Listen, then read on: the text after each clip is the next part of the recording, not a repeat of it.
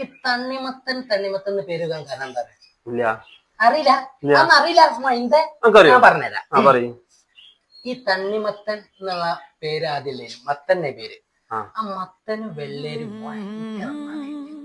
അകാലമായ പ്രണയിച്ച് പിരിയാൻ കഴിയാത്ത അങ്ങനെ ഈ വെള്ളേരിന്റെ വീട്ടിൽ അറിഞ്ഞു സീനായി. അമ്മ പിടിച്ച് അച്ഛൻ പിടിച്ച് അങ്ങനെ എന്ത് ചെയ്ത് വെള്ളേരി എന്ത് ചെയ്ത്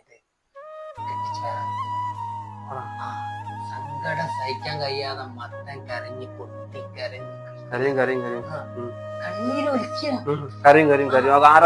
ഞാൻ കണ്ടിട്ടാകത്. അങ്ങനെ ഈ മത്തന് തണ്ണി അടിക്കാൻ തുടങ്ങി.